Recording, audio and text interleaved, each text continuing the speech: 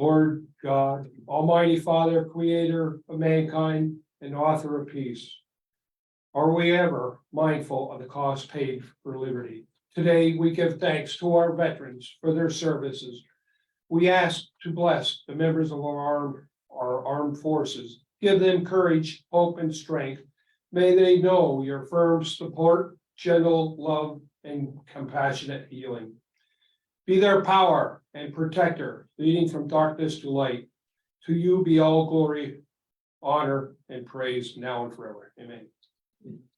I pledge allegiance to the flag of the United States of America and to the republic for which it stands, one nation under God, indivisible, with liberty and justice for all.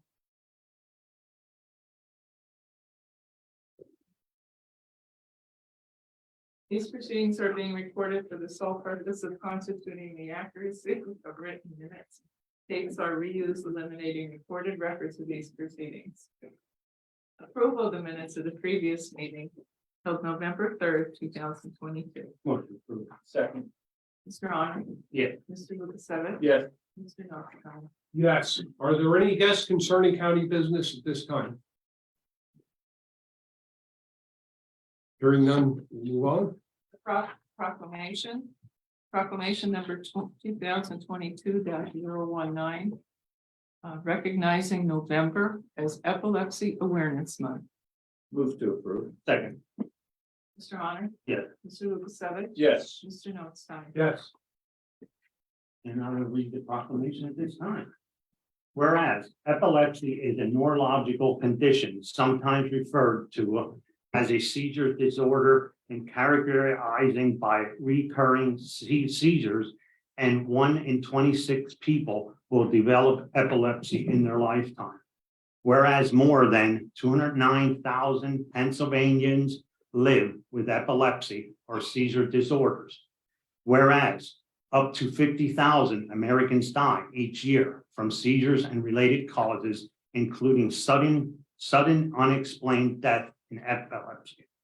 Whereas the Epilepsy Foundation, Eastern Pennsylvania, leads the fight to stop seizures, find a cure, and overcome the challenges created by epilepsy.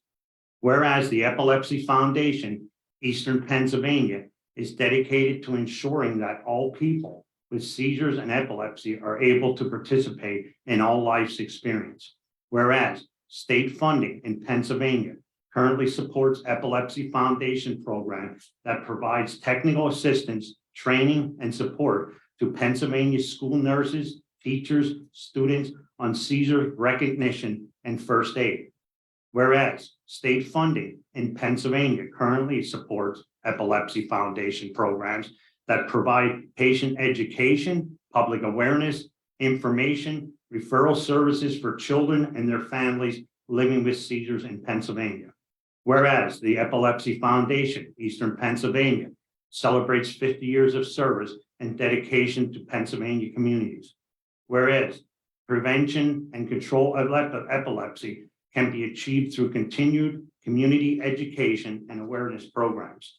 Whereas the Commonwealth has historically supported the creation and expansion of epilepsy support services and awareness programs through federal and state appropriations.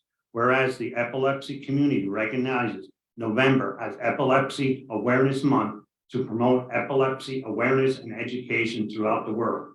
There is, be it resolved, the Commissioners of Carbon County resolve November 2022 as Epilepsy Awareness Month in Carbon County to promote epilepsy awareness and education throughout the county, adopted by the Carbon County Commissioners this day of November 2022. The Carbon County Commissioners, Wayne Notstein, Rocky Arner, and Chris Lukasevich.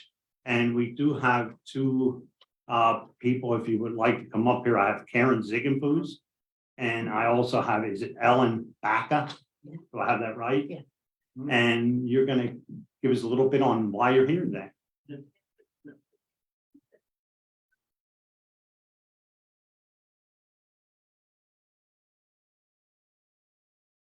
Hello, Mr. Notstein and fellow council members. My name is Karen Ziegenfuss, and my daughter Lauren Lesko And I and my husband, Paul Ziegenfuss, and our two sons, Alex and Nicholas, are residents of Carbon County. On behalf of the Epilepsy Foundation, Eastern Pennsylvania, I would like to thank you for recognizing November as Epilepsy Awareness Month. It is estimated that more than 650 people in Carbon County alone are currently living with an epilepsy diagnosis. My daughter, Lauren, is one of them. Lauren was diagnosed with epilepsy when she was 8 years old. She was attending school at St. Peter and Paul in Lehigh and came home. It was a snow day and she had a grand mal seizure. My husband picked her up, threw her in his truck and raced to Lehigh Hospital with her, not knowing what was going on. It was the scariest experience for him. Since then, she's had multiple seizures, sometimes, well, over several years, 30 seizures a day. It was a huge impact to our family. The school had to learn how to, take care of her while she was there. She then proceeded to Lehigh High School, and the school nurse, God bless her heart, took so good care of Lauren when she was there, and everybody made sure she was safe. So I really appreciate that. Lauren couldn't be here today, but she's doing okay. She still has seizures, and she's 26 years old now, and she's been living with us for like almost 18 years. As members of the community, it is very meaningful to us that Carbon County is publicly recognizing epilepsy. There is a lack of awareness and understanding about epilepsy, and this proclamation today is a step towards our goal of bringing epilepsy out of the shadows and erasing the stigma so that people who have seizures don't feel ashamed or afraid to talk about it. I truly appreciate your time and thank you so much. Comments? No, I'm just the Lehigh Valley, the resource coordinator for the Epilepsy Foundation, and I want to know people in the community that we are a resource for them, support groups and webinars and retreats, and so people can feel like they're not alone with their diagnosis. No, and that's good, and I just have something when, this is 50 years ago when I was in school, the prevention of this has come a long way. We had one of our students, one of my fellow students, I think we might have been about 15 years old. And when they got, when they had the seizure, the procedure was just to take a clothespin and clip their tongue so they wouldn't, suffocate on their tongue. And it's come a long way. This is something great that you're following through with this and educating everybody. It's going to save lives. We were lucky we had one student in the school at that time, and he's still living it today. But it's like I said, you have to have that awareness out there because not everybody's at the right spot at the right time. And everybody has to be trained on it. Back in the day, Yeah. we would put something in their mouth Yeah. or do something, Yeah. and that's not recommended at all. No, and ours happened at gym class, and the gym teacher, he had a clothespin always with him because he knew the kid had seizures. And he always had it with him, and when he fell down, he went right over, opened his mouth and clipped his tongue. Was that the right way? Probably not.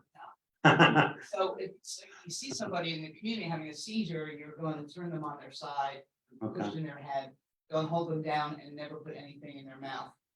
So, but back in the day, Yeah, that's okay, what so it is, it's but come a long not- way. yeah. And we'll give. It's certainly an honor for us to bring this to the public and make an awareness and to hear your personal story is what's really gets the message out to the public, and this is a great opportunity for us to help you get the story out. I wonder if you could just talk a little bit, grand malls are important, they're very easy to spot. Talk about petite malls. There's lots of Right, yeah. seizures that people think it's something else. Yeah. Think that they're on drugs, or maybe there's a mental illness.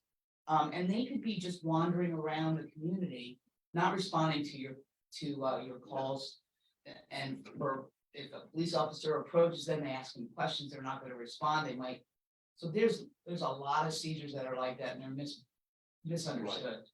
Yeah, and the petty mall seizures we see in young ones, first, second grade, it's just like a light switch going on and off. You're talking and then stare off for a second, then you're back where you are. So there's dozens of different types of seizures. So I would encourage people who want to know more about it, go to our website, efepa.org, Epilepsy Foundation, Eastern Pennsylvania. Well, do you want to go on the truck with them? Yeah. Yeah. You want to go? Yeah.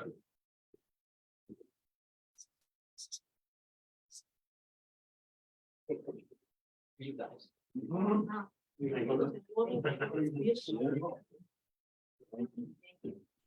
Thank you. We have two. Boy, girl, two boy, girl. I have hers. too. Okay. Two, three.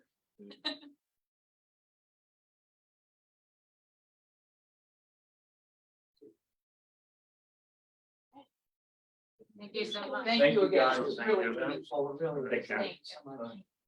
Thank you. Thank you. Yeah, thank you. Thank you so much.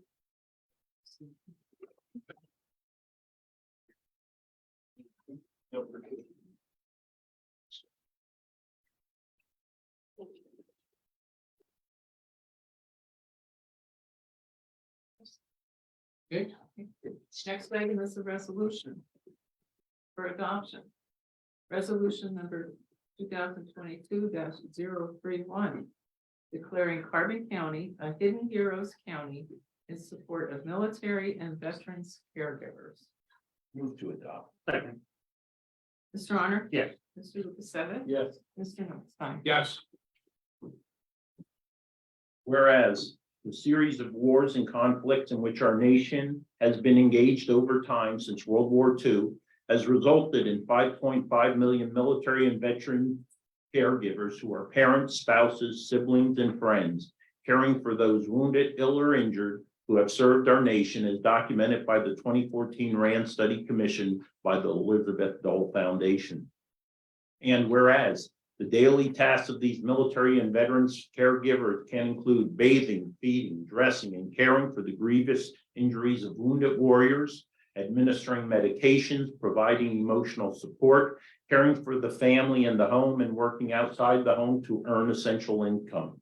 And whereas the nation provides multifaceted support to our wounded, ill, and injured veterans and service members through public, private, and philanthropic resources, but their caregivers receive little support or acknowledgement.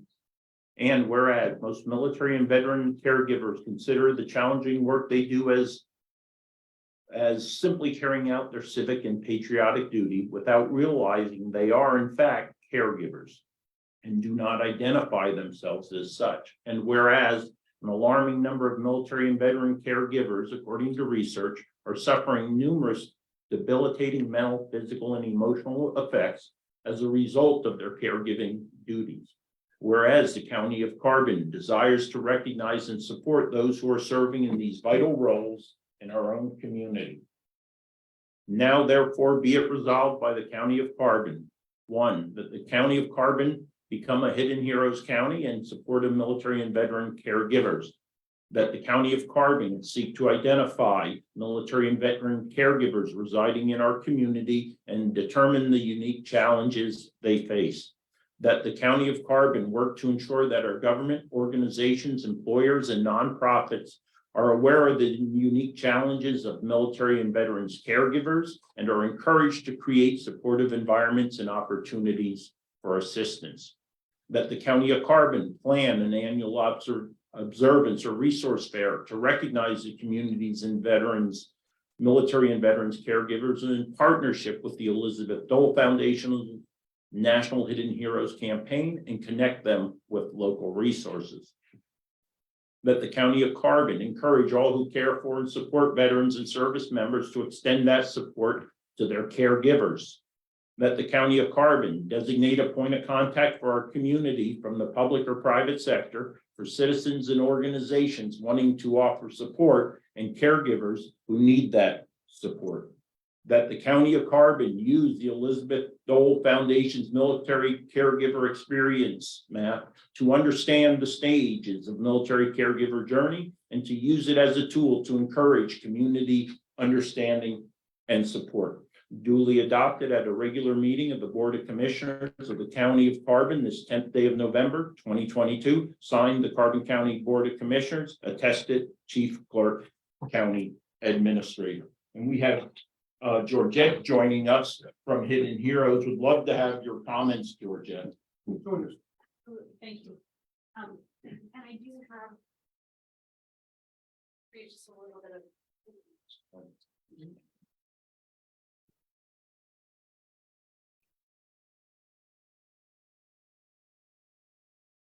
First, commissioners, I would like to thank you for inviting me here today to share my experiences.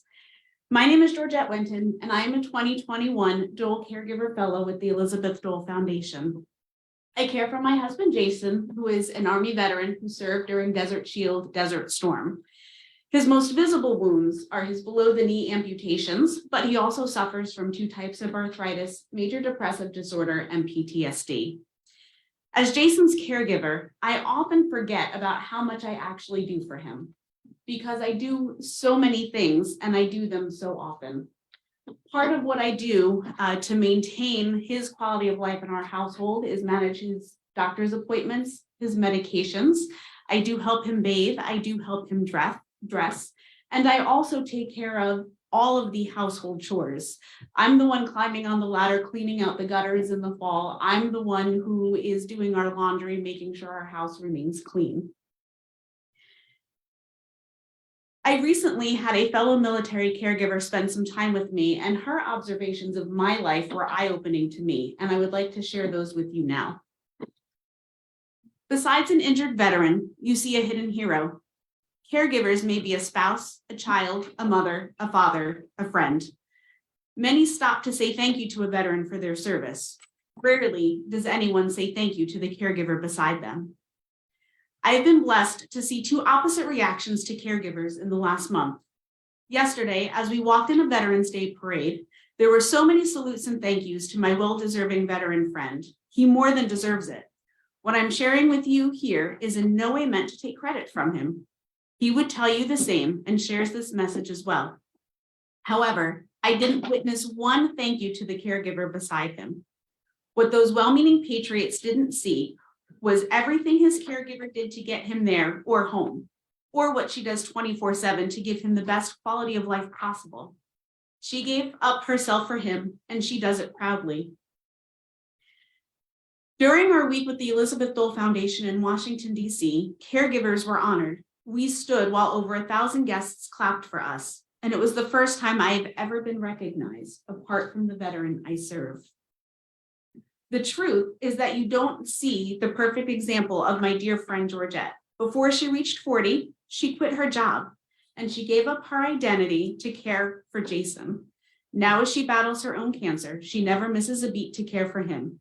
I had the incredible honor to spend the weekend with them after she just had chemo. Not once did she complain about her own pain. I watched her serve him first, before herself, and then use the little energy she had left to organize and walk in a parade, to hand out flyers, to help other caregivers find support. Caregivers are on the home front, on the battlefield that comes home to us. We serve life appointments. Our lifelong battle never ends. Many of us quit our jobs and lose our identities. We spend every moment 24/7 putting our veterans' physical and emotional health before our own. We lose control of making choices for our lives. We wear the uniform they took off. We perform our duties with honor, strength, and courage, with love. It takes everything in us. We don't ask for medals. We don't get financially compensated. We simply ask for the support we need to take care of our hero, and yet we are invisible. Thank you, Carbon County, for taking a stand and recognizing the hidden heroes in your community by signing the resolution today. The Hidden Hero Cities and Counties is a grassroots movement to engage with leaders at the local level to raise awareness about the issues military caregivers face and to bring critical resources to our nation's hidden heroes. Oftentimes, the local level really is the best place to push for resources and for change for caregivers. We see that engagement with local leaders really does move the needle when it comes to things like respite opportunities and other resources. On behalf of all the hidden heroes, I am grateful to Carbon County for recognizing us today. Georgette, before we present the resolution to you, would you mind, you and I were in DC at the same time just a Correct. couple of weeks ago at the gala. And if I recall, the chair of the Hidden Heroes campaign asked you a question. What did he ask you? Who was he and how did you respond to his inquiry? So the chair of the Hidden Heroes campaign is Tom Hanks. He came out and he asked me about how I first heard about the Elizabeth Dole Foundation. And my answer responded partly with my inability to identify as a caregiver at the time. When you struggle to identify, you don't seek out the resources that are available to you. So it was 2017 or 2018. And my husband and I were watching the Today Show. That was unusual because we don't normally keep morning television on in our house. And there was a teaser for a segment that said, join Tom Hanks and hear military caregiver stories. And so I listened. And even though I did not identify at the time, that moment, just hearing about it was still instrumental in getting me to the point where I am today, to say I am Jason's caregiver and to seek out the opportunities for help for myself, but also to push me to where I'm strong enough to be able to sit here today and speak for those who are not strong enough yet.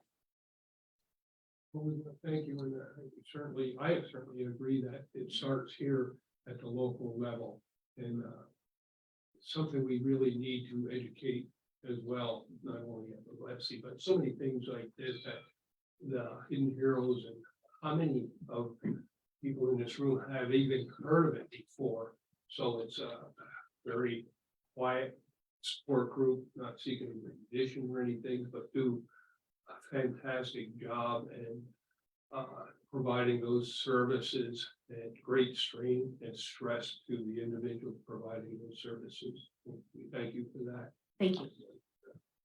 Yeah.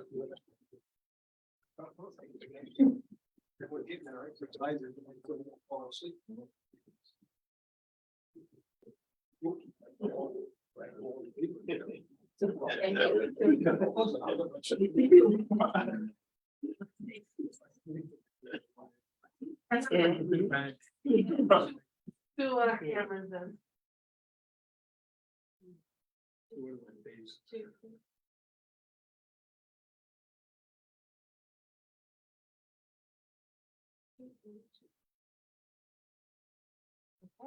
Perfect. Thank you. Thank you. Thank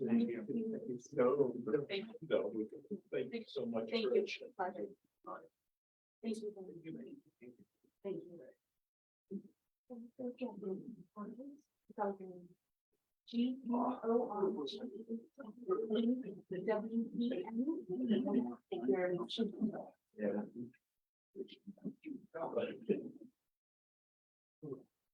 Okay, we're ready for the next. Next item, we have a presentation regarding the Mock Chunk Lake fish population assessment. We have Mr. Darrell Pierce, Area Fisheries Manager for the Pennsylvania Fish and Boat Commission. Morning. Morning, folks. So that's the Area 5 regional manager. So I'm responsible for the upper Pennsylvania from the Lehigh River up, all lakes, stream, and the Delaware River as well. I was just asked to give a brief update on the status, how Mount Chunk's looking. And in short, it's fantastic. I'm really pleased. We went out this past spring, did a survey of the fish and added it to the time series that we have. And the fish population was really impressive. I'm really pleased, particularly with the yellow perch, and the bass are doing well. We have this quick PowerPoint to go through. If we can go to the next slide, please. Yeah, there we go. So we have two methodologies that we look to do a general analysis on a lake. The first is trap net gear, and this targets panfishes like bluegills, pumpkin seeds, and yellow perch and whatnot. And then it also targets walleye. It's just a big minnow trap is what it really is. And it just directs fish as they move in the spring into a holding pot. We go out, measure, and toss them back into the river. But it gives us an idea of abundance and sizes. So if we go to the next slide, please. So this is an overall reflection of the relative abundance of fishes in the lake. I have the panfishes there in different colors. So for instance, the big purple bar is yellow perch. Back in 1981, we did really well catching fish in that year. I still was in high school. But that year was a good year for yellow perch. The red bar there in 2016, that's a bluegill. That was a great catch. But the one thing I really like about this graph, it gives you an understanding of abundance among the different species. So obviously bluegill is doing a little bit better than say pumpkin seed. But the stability is a great thing to understand off this graph. And we'll dissect this a little bit more as we move into the PowerPoint. So let's go to the next slide, please. So this is black crappie. So in the upper left corner, you see the blue bars, and through the years, there's some variation there. And that's just Mother Nature saying, hey, recruitment or the growth of the juveniles into the adult sizes is going to dictate a little bit on the abundance, right? This is a great year, we're going to have a lot of crappie, or this is a bad year, we're going to lose a lot of juveniles. But what I like about that upper blue bar graph is it's very consistent. Yeah, it's will go up and down, but for the most part through the years, we're doing well. And even more importantly, in the lower right, the squiggly lines, we're seeing the 9-inch black crappie are very consistent among the years. And that's something as a fisheries manager I like to see. So I could tell somebody to come to Mauch-Chunk and be comfortable that an average experienced angler is going to have a pretty decent black crappie experience. And you're going to catch something around 9 inches. Now, of course, there's the dinner plates up there, the 13 to 15 size that are available, but you're going to have to know what you're doing to get to that kind of size to be able to catch. And then the regulations, we're under Commonwealth inland waters. It's a combined species, 50 for a daily peg limit, no minimum size. Let's move on to the next slide. So this is bluegill. These are the red bars. So 2016, we did well. And it's a little bit more variable in this. And who knows what happened in 1981 that it was such a low abundance there. But in recent years, between 2019 and 2022, we're still seeing that consistency among years. And again, if we look at the squiggly lines in the lower left, 2022 is in that light blue. And it's very consistent among the years, which makes me pleased. We're seeing about an 8-inch, 9-inch bluegill, 7-inch bluegill being very consistent among the years. And again, we could tell anglers that you're going to have a nice bluegill experience when you fish Mauch-Chunk Lake. The other thing that's really fun is in 1981 or in the other years, we see that young are available in the lake and they are growing to size to provide that consistency at the larger size fish that people generally look for or target. Let's go to the next slide. So this is trap net catches for pumpkin seed. They're not as prevalent or as abundant in the lake as say bluegill or black crappie, but they are there. And again, it's the same story. They're very consistent. And on sizes down the lower left, again, we're seeing a nice size distribution right around the 8-9 inches, which is a great size for a pumpkin seed or a bluegill. A little bit smaller for a black crappie. I like seeing black crappie a little bit bigger than that, but again, consistency, the lake is producing consistent size and abundance of fish, which is what I really like seeing in the lake. Let's move on. So walleye. Walleye is a highly desirable fish for anglers in Pennsylvania. For years, we've stocked Mauch-Chunk Lake. In 2012, we terminated stocking for walleye. In the upper left is their abundance in the yellow or gold bars. Even our best year ever in 1981, the red bars that are horizontal there, those are our target goals for saying stocking is effective to produce a fishery. Even in our best year, we didn't achieve that. And then in recent years, 2016, since the 2012 cessation, walleye are still in the lake. And obviously they're not going to make that goal because we stopped stocking. But they're persisting for now. And I would expect over the years as we move forward, we're just going to age that population out of the lake. We're not going to come back and stock walleye. They just don't work. Even in when we're stocking millions of fry in the 80s, we still didn't achieve that goal. And it's really about water quality at this rate. So Mauch-Chunk Lake is a very typical Pocono lake. It has a high tannic water acidity. And you can see that by the coloration, it's a light brown color. It's an oligotrophic lake, it doesn't have much production, so I'm meaning zooplankton or phytoplankton to support forage for walleye to eat. They're very demanding fish. They come from the Ohio Basin where all of that's available to them. And then what we did back in the 80s or the 70s is we're trying to introduce Ohio Basin fish into the Delaware Basin fish, and it's just not working. So that's just fact. And so the walleye that are in the lake right now, in the lower left on the squiggly lines, we see that vertical red bar. That's at the legal limit for walleye at 15 inches. If you're going to catch a walleye, I certainly encourage you to harvest it and enjoy the meal because they're all legal size. And eventually they'll just disappear from the lake. Next slide, please. So this is yellow perch, and this is interesting. Remember in the blue bars up there in the upper right, 1981, we had a really bunker year for yellow perch. And what's exciting about that is it's in the squiggly lines, yellow perch in 1981 is in the blue. And we see a lot of 3-inch and 5-inch or 6-inch fish. And that's highly encouraging to a fisheries manager because that's juveniles moving into the adult size. So when we caught those yellow perch in 81, it was the little tiny things. And so that we love that. I mean, people like seeing big fish and talking about catching all the big fish they get, but I'm all excited about the little things.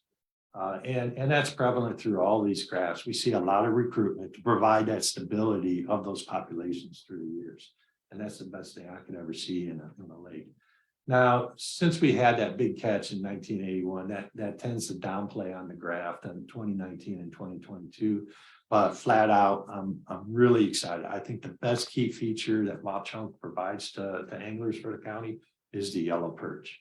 It's phenomenal. Look at the size range for 2022 in that light blue bar, 11, 12, 13-inch yellow perch. Those are trophies. That is a meal and a half right there. And that's something to be very proud of. I mean, that lake is producing quality yellow perch. And that I can't say enough about that. That's just, I think if you're going to sell the lake, that species right there will sell the lake for you. Let's move on. So the other gear type that we use to assess a lake population is night boat electrofishing. We do it at night because we have better catchability. So bass or walleye, which is what we're targeting when we go out with this gear type versus panfish, they come into the shallows to feed. So we have an easier time to catch them. So I kind of stacked the deck a little in that regard. But this uses electrofishing and it induces immobilization into them. They come up to the surface. We net them, measure them, toss them back. Let's move on. So again, this is just an overview slide of relative abundance. I put this in here just so we can see, how one fish stacks up to the other. And again, we'll dissect this graph as we move forward. But the blue bars is yellow perch. And again, it's the same story. It's consistency. Although in 2001, we had a great year. And then smallmouth bass in red bars there. Certainly 1992, for whatever reason, we came up with a lot of smallmouth bass. But in the later years, in 2022, 2019, 2016, again, some variability, but I love the consistency there. Let's move to the next slide and look at it in a little more detail.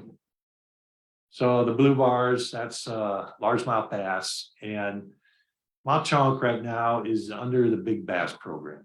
And so what that regulation is trying to offer anglers the experience to come out and catch trophy size bass. That's the intent of it. We're not quite meeting that. While we have a consistent population coming through here, in all those years that we've surveyed, only around 1.2 to just over 5% of our catch in our night boat electrofishing was only big bass, 15 inches or better, which is the vertical bar in the squiggly line graph. I'm not happy with that. It's a little concerning, but what I am happy with and what I truly love about the largemouth bass in this lake is look at the sizes. And so in 2022, we're right at the 12-inch, 13-inch bass. And large bass, to a lot of anglers, it's an individual preference. Some folk are very satisfied with a 12-inch bass. Other folk, since it's under the big bass regs, are looking for that large bass. But the consistency of a 12 or 13-inch bass, largemouth bass coming out of Mauch-Chunk, that's again, something to be really proud of. I like how that's happening because the lake has incredible use on it. I mean, there's a lot of people fishing that lake. And to be able to, through the years, keep all these fish populations coming through is fantastic. But I am concerned that we're not getting as many as I was hoping to above the 15-inch. So let's go to the next slide. And I'll address this a little bit more once we get to the stocking section. Next slide, please. Smallmouth bass, there we go. I threw this in here. Smallmouth bass is a small component of the big bass reg. So big bass reg looks at all bass together, spotted bass, smallmouth, and largemouth. We don't have spotted bass in Delaware drainage. They are not indigenous to the Delaware. But smallmouth, they're more of a riverine bass, so they don't do well in lakes as it is. But I wanted to just show this, you know, they're much less abundant in proportion to the largemouth bass. But they're not contributing to the big bass experience at all. And we catch so few of them in the recent years. I just don't even have squiggly lines to show you what the size classes are. But roughly they're under 12 inches or less. Let's go to the next slide, please. So coming back to the walleye, since we stopped stocking, obviously in the early years we caught some walleye with this gear type, but they're just aging out of the population. In the recent years, since 2012, when we terminated stocking, we're just not catching them anymore. So I don't even have sizes to show you from this gear type. But based on the trap that catches, again, if an angler is here, he catches a walleye and he wants it, it's legal at this point. I'd be more than happy to hear walleye stories that they harvested that fish. Let's move on to the next slide. Okay, stocking. So I'm going to change gears a little bit, and this is going to be my thoughts on how we can address some of the big bass regs relative to the largemouth bass population. So let's move on.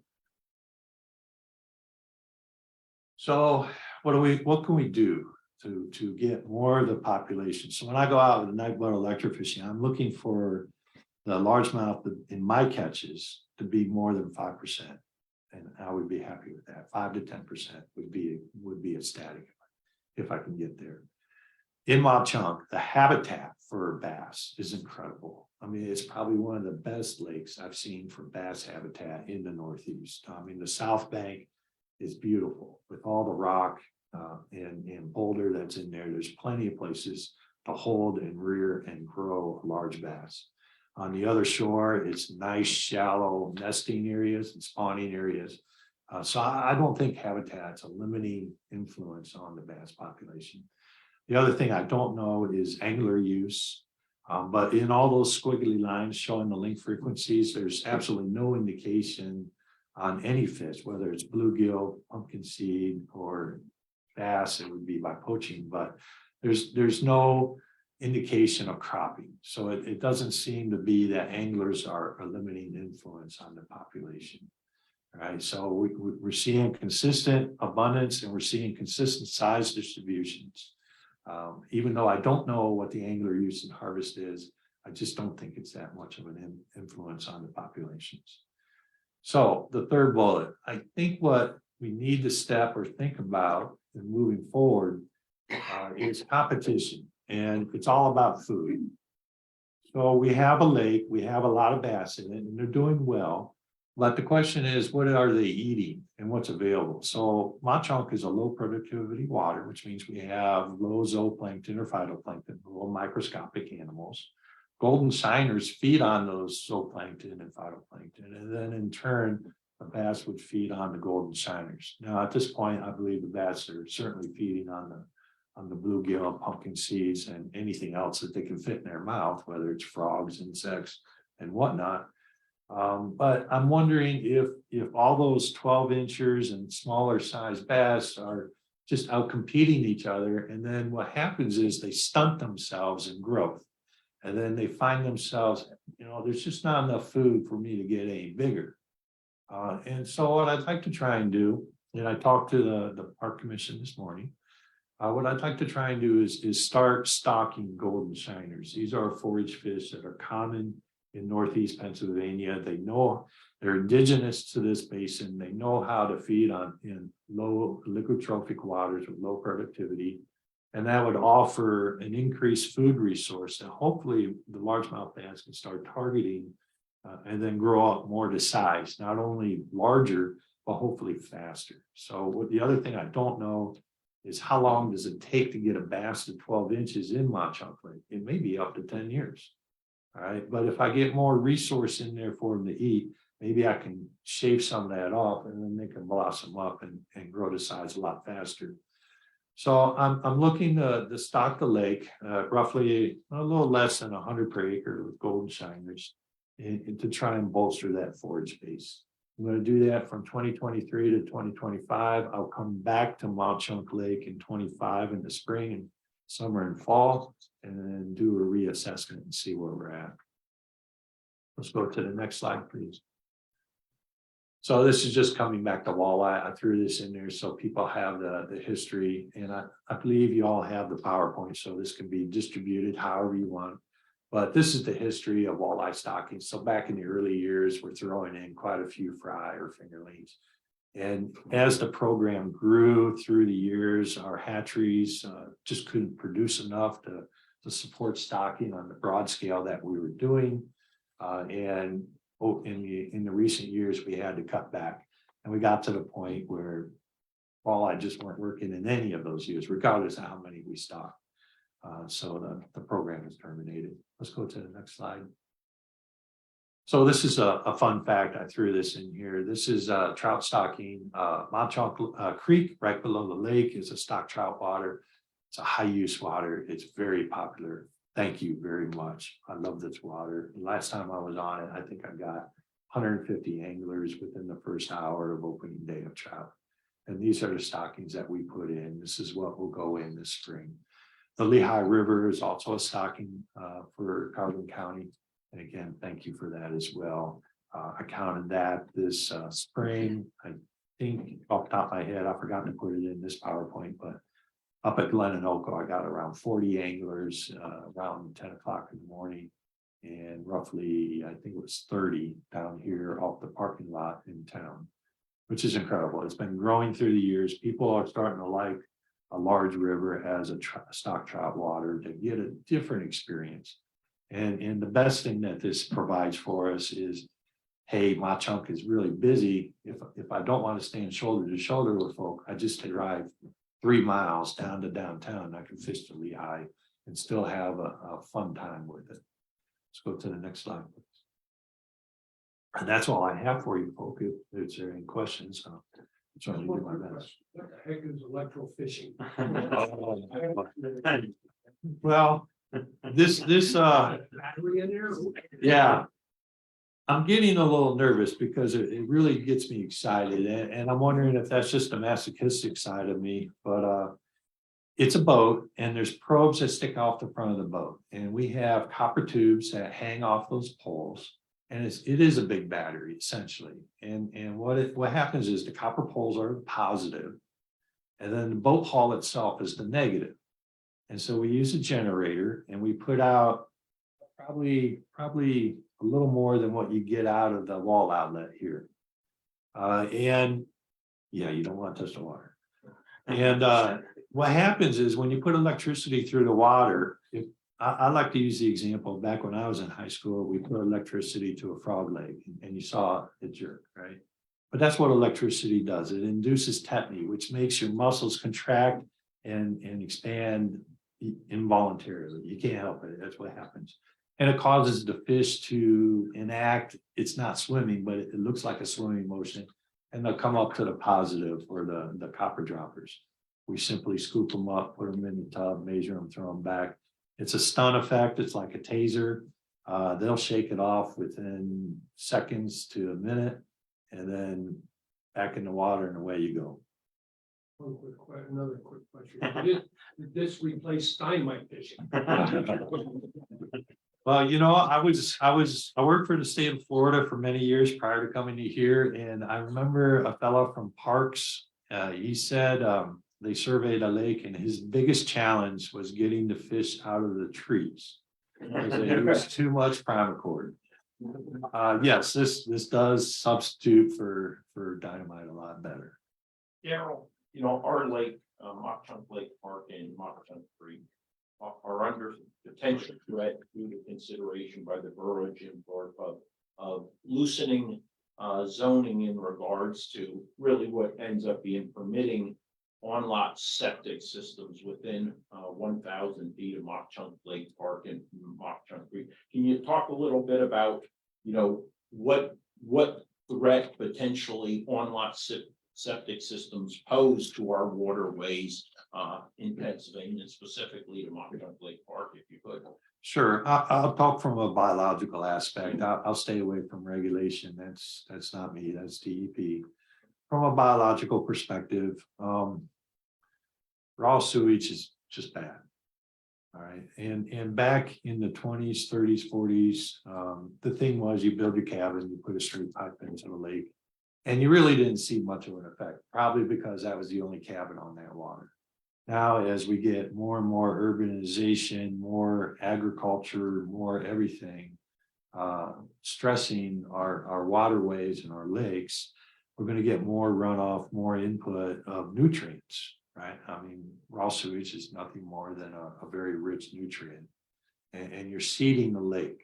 We're putting in more nitrogen, more phosphorus, more carbon. And these are the basic elements that phytoplankton, zooplankton, bacteria need to grow. And when you spike a lake with that, it's just going to bloom.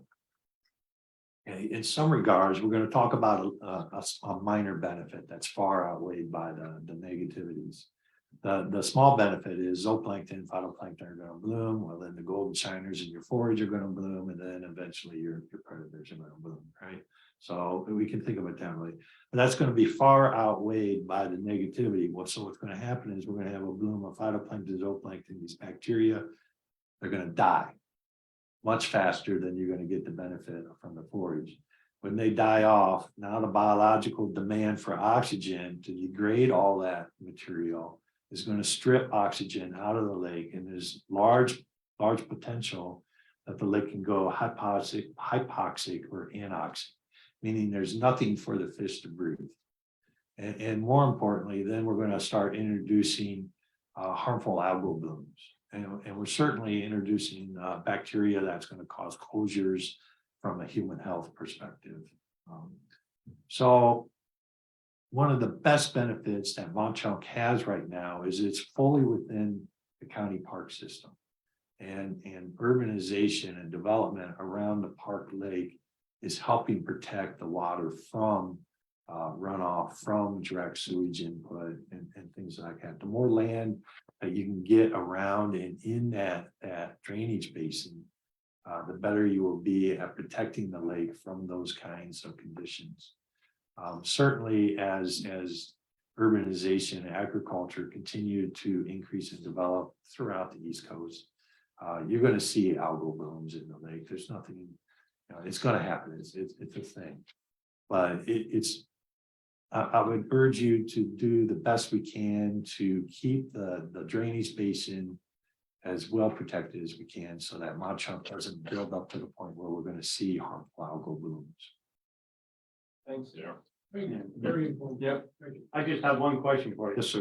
With the walleye not being there, will that help the other fish more populate, because aren't they more dominant than the others, or is that not correct? No, that's a good observation. And yes, you are correct. With less top level predators, the forage is going to be less stressed. Now, the walleye haven't been there since 2012. And bass are still not being what I expect for a big bass regulation. So I'm targeting 5 to 10% of my catches being big bass size, 15 inches or greater, because I want to be able to tell an average experienced angler, hey, you can go there and have a good opportunity to catch a trophy size bass. I mean, that's what big bass is supposed to do.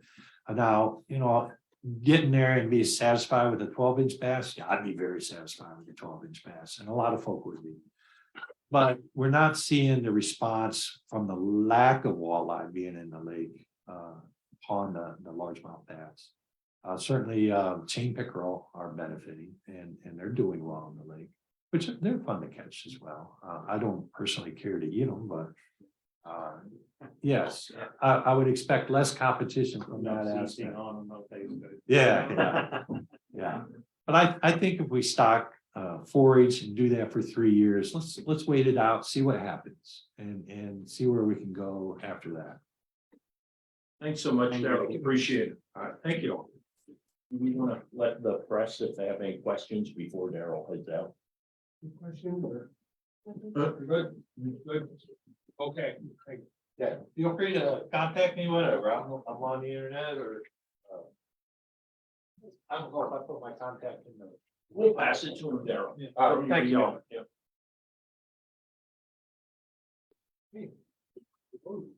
Next item is the report of executive sessions held. There was one executive session held on Tuesday, November 8th at 9 a.m. for personnel reasons. Department reports, the budget transfer. Move to approve. Second. Mr. Honor? Yeah. Mr. Lukasevich? Yes. Mr. No, Yes.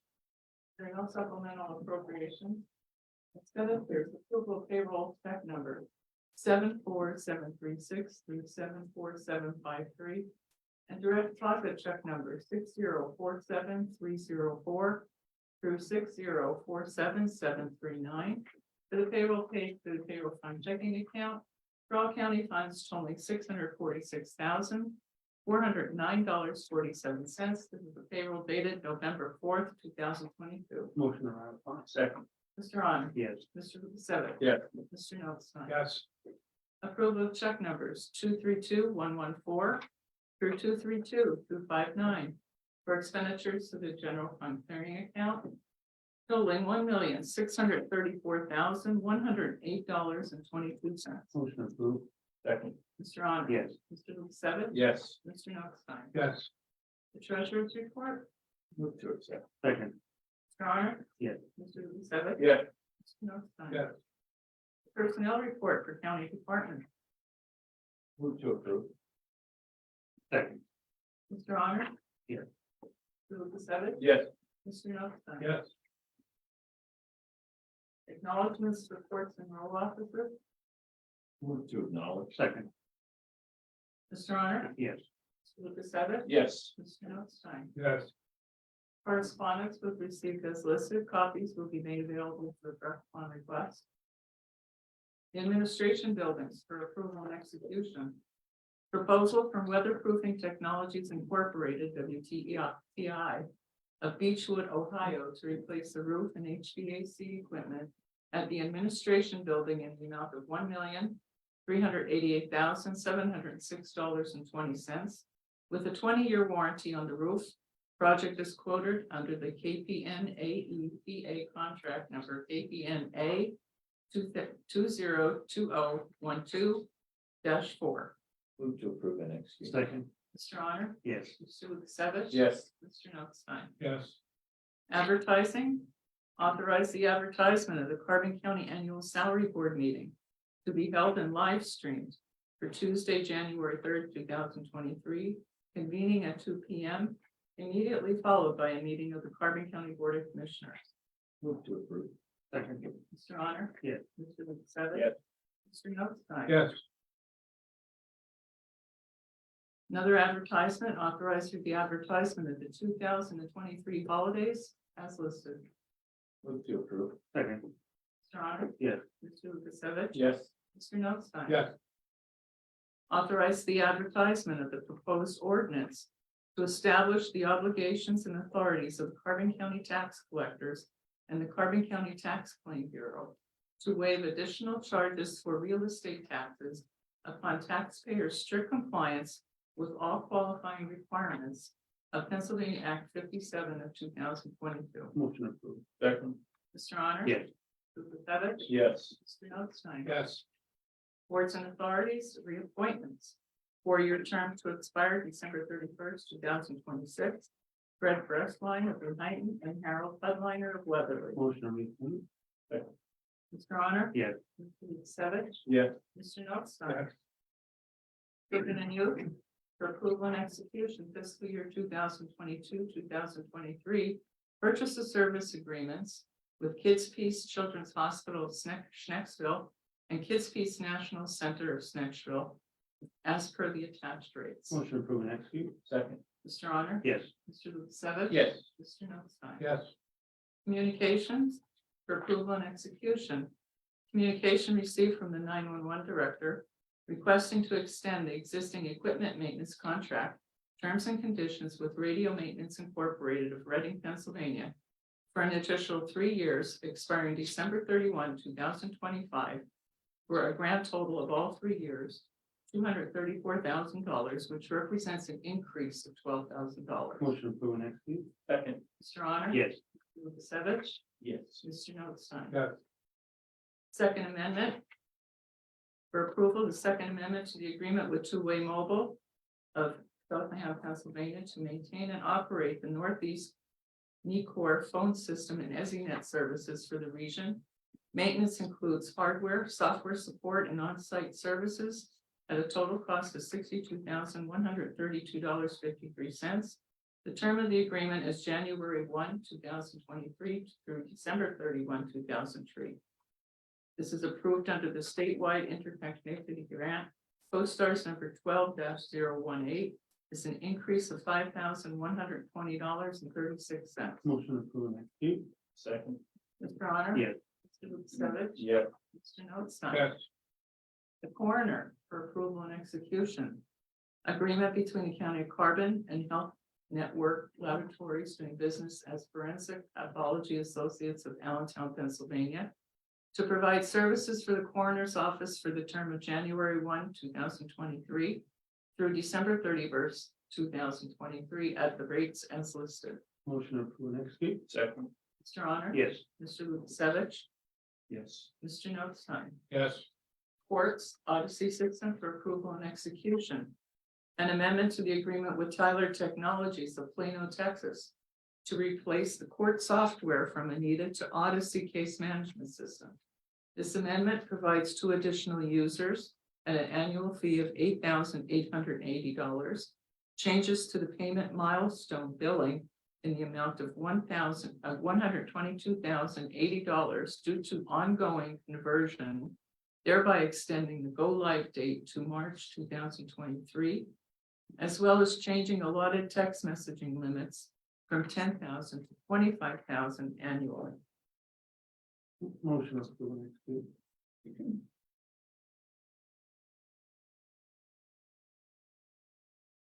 Second. Discussion. Yeah. The county has already committed over 800,000 of American Rescue Plan funds into this. The courts, the prothonotary, the register of wills has no skin in the game. They didn't initially commit any financial resources from funds, nor from their budget or from their automation funds that they had. About 2 to 3 weeks ago, sent out a request again to them to help cover some of the financial costs of this unfortunate extension, really, which is well over 6 months of this contract. One row officer replied, basically saying no. The courts and register of wills did not reply at all. I find it unimaginable that on their unwillingness to support financially a program that is designed and in agreement with the courts in these 2 offices to bring greater effectiveness and efficiency. They have initially been a part of the conversations that led to the approval of this contract. And it is my position that they should be willing, and not simply willing, but should be compelled to contribute financially to the delay and the additional costs associated with this delay, as there is probably blame on both sides from the contractor and the county participants in this. So I don't support at this time expending the additional funds without an appropriate contribution from these offices. Is it appropriate to table this for 1 week if we can resolve it? I'm up to that. I think, Okay. Rocky, They need to at least make an offer to contribute. They didn't do it when I first asked, when we initially did the contract. Went back to them, they have automation funds, they have revenue resources, right? And they can even raise revenue, or resources. And again, they're just not, putting any skin in the game. And we know that when you don't put skin in the game, you tend to be less conscientious or concerned about how resources are expended. No, is the motion then to table? You think 1 week is appropriate or? Yeah, I think it should be 20 minutes after this meeting, they should Okay, be emailing us and okay. saying, Right. hey. this is I what- make the motion to table till next week. I'll second. Mr. Honor? Yes. Mr. Lukasevich? Yeah. Mr. Notstein? No, simply because, I think it's more of an internal problem that we have to work out with other elected officials in court, so. They haven't been receptive to Yeah, working understood. anything out, except saying no, you know. Understood. Okay, Okay, next item. District Court for approval on execution. A lease agreement with Pitney Bowes for Ascend Pro C Series version 4 mail processing system for the Palmerton District Court. Term will be 60 months commencing January 1, 2023 and terminating January 1, 2028. Billed quarterly at a cost of $400.95 per quarter. The proposal is in accordance with PA State Contract number 4400015965. This is an increase of $203.19.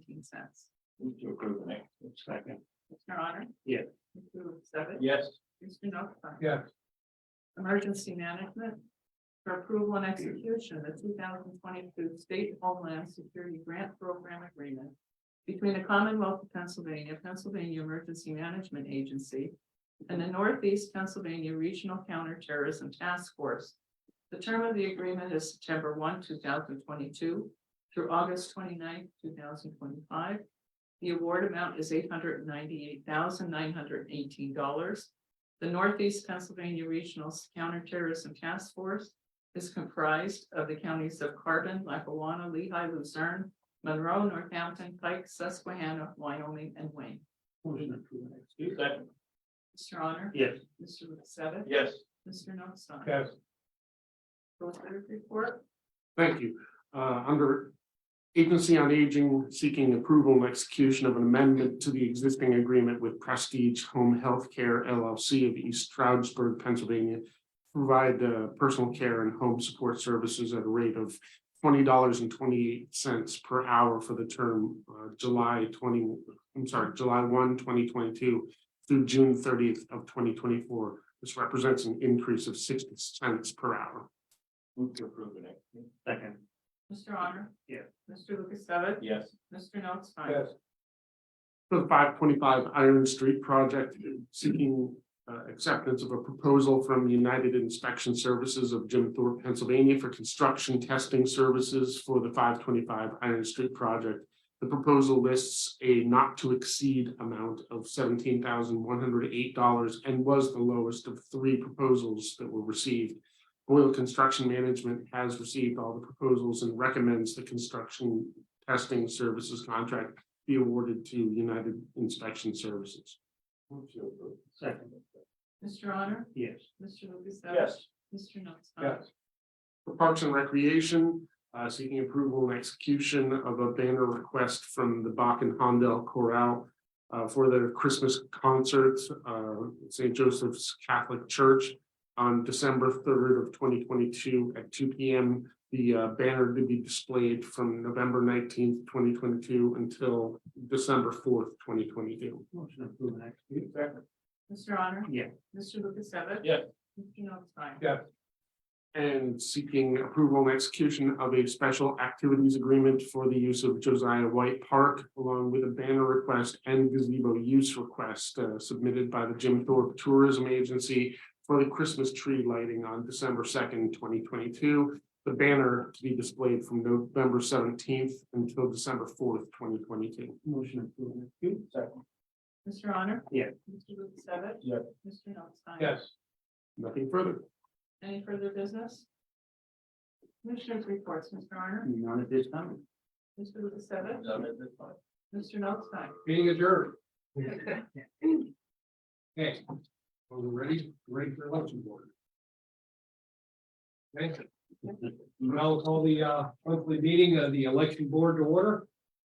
First item is the approval of the minutes of the election board meeting held October 13th, 2022. Motion approved. Second.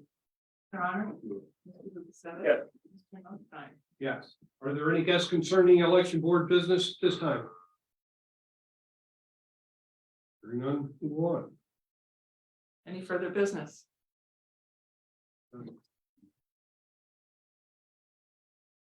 You okay? You got that look up there a little bit. Any further business, none? Meeting adjourned.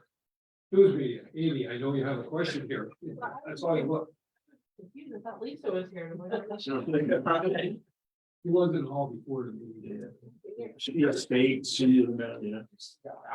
That was my confusion look. Yeah. In regards to what you spoke about, Commissioner, what is the Odyssey program that you guys have gone to?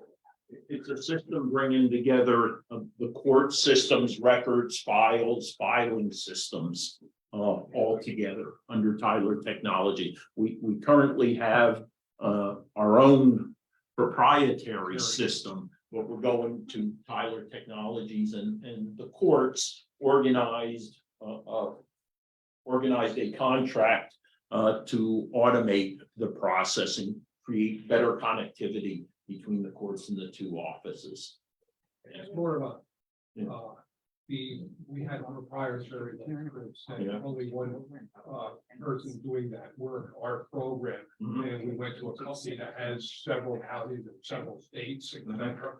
So it's part of the unified justice system to integrate all the agencies or departments involved as Chris had mentioned earlier. That's what it's. Okay, and then just to clarify, make sure I have it right. So you guys put in $887,000 through funding. And the court doesn't want to chip in for this. Well, there's a necessary extension of the contract, which of course is significantly more money, and I think we worked really hard to reduce that number down. Back and forth with the company. Yeah, and again, there were, issues on both sides. However, my position is, the courts the row offices have automation funds, and that's to, incorporate advanced technologies to create effectiveness and efficiencies in their operations. And they should be utilizing portions of those funds for this program, because that's specifically what it's designed for. And up to this date, they have provided no funding whatsoever to support a program which is for their benefit. Yeah, that's all. And the only other thing I have is the epilepsy awareness month. We have a copy of that. Application. Yeah. That's all. Any photoplankton questions or anything? That was good.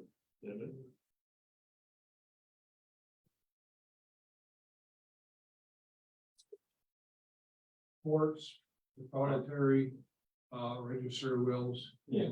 That was That- it. that- It those was three. those three.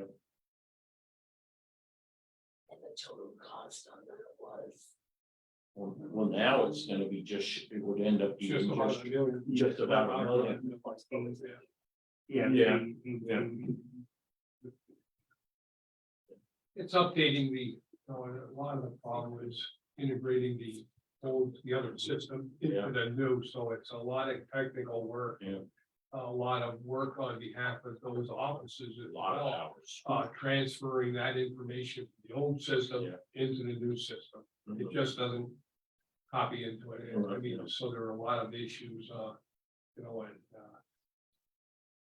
Heritage or not the Heritage, I'm trying to think of other programs and the company hasn't, I don't know, it's difficult to integrate it.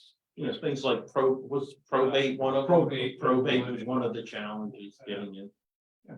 Again, it's just an old system with a new system, trying to integrate them and bring all that information over to meet the court's requirements. It's challenging, no We're question. going through the same thing with the recorder of deeds office as well. Sure. That was what, $400 some thousand just to upgrade everything and to get everything in on the electronic files and et cetera. And I think that's gonna be a 5-year project. Yeah. Bring all those deeds. So implementation alone was approximately $605,000. And this is going to take it up to $726,920. But understand then there's additional fees. The annual fee and all the annual fees.